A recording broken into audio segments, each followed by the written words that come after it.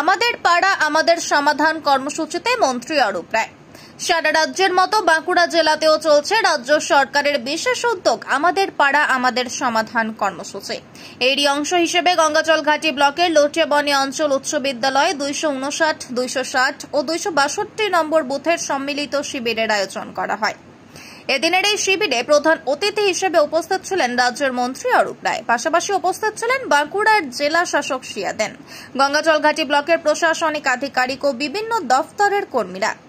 শিবিরে সাধারণ মানুষ সরাসরি তাদের সমস্যার কথা জানাতে পারেন প্রশাসনের কাছে।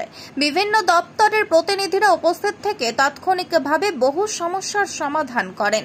মন্ত্রী অরূপ রায় জানান, মানুষের দোরগোড়ায় সরকারি পরিষেবা পৌঁছে দেওয়াই এই কর্মসূচির মূল লক্ষ্য।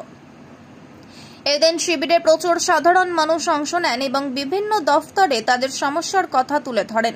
প্রশাসনের তরফে বহু অভিযোগ গ্রহণের পাশাপাশি সমাধানের প্রক্রিয়াও শুরু করা হয়।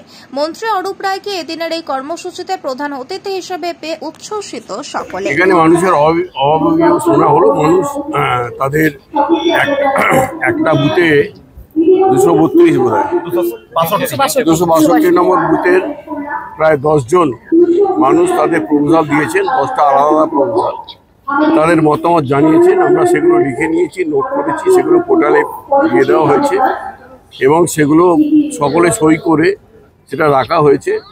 সেইটা এবারে বিবেচনা করে রাজ্য সরকারের কাছে পাঠানো হবে।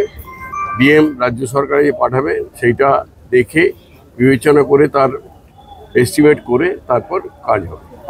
আমি নির্দেশ দিয়েছি, যেরকম 10 লক্ষ টাকা রাজ্য সরকার বরাদ্দ করে 10 লক্ষ টাকার মধ্যে যতগুলো কাজ হবে, যতগুলো সহজ সম্ভব প্রত্যেকটাই হবে, সবকটাই হবে। দেখুন, আমাদের মাননীয় মন্ত্রী মহাশয়, বাংলার মাননীয় মুখ্যমন্ত্রী মমতা বন্দ্যোপাধ্যায়ের নির্দেশ মতোই মমতা বন্দ্যোপাধ্যায় পাড়ায় সমাধানের যে অভিনব কর্মসূচি শুরু করেছেন, সেই কর্মসূচিগুলোর মানুষ যাতে সেই সঠিক পরিষেবাটা উন্নয়নটা পায়, সেটাই মাননীয় মন্ত্রী মশাই আমাদের 3টি বুথের ভোটারদেরকে সঙ্গে নিয়ে তাদের সাথে আলোচনাটাই করলেন যে উন্নয়নটা যেন সঠিকভাবেই হয়। বিধানসভা নির্বাচনের আগে এই ধরনের কর্মসূচি কতটা জনসংযোগ বাড়ছে? অবশ্যই অনেকটাই জনসংযোগ। বিশেষ করে আমরা যেটা লক্ষ্য করছি, আমাদের গ্রামাঞ্চলে কিছু কিছু ছোটোখাটো কাজ, বিশেষ করে যেগুলো আমাদের রিপেয়ারিংয়ের প্রয়োজন ছিল, যেগুলো আমরা করার ক্ষেত্রে একটু অসুবিধায় থাকছিলাম, সেই কাজগুলো করার ক্ষেত্রে একটা মারাত্মক সুবিধা, মারাত্মক একটা পরিকল্পনা মমতা বন্দ্যোপাধ্যায় আমাদের হাতে দিয়েছেন। এই উন্নয়নটার পরিপ্রেক্ষিতে গ্রামের মানুষ সকলেই তারা মমতা বন্দ্যোপাধ্যায়কে স্বাগত জানাচ্ছেন। তারা সকলেই পাড়ায় সমাধান কর্মসূচিতে সশরীরে অংশগ্রহণ করে সেই উন্নয়নটার করানোর জন্যে তাদের যে প্রচেষ্টা, আমরা খুব তার জন্য আনন্দিত এবং গর্বিত।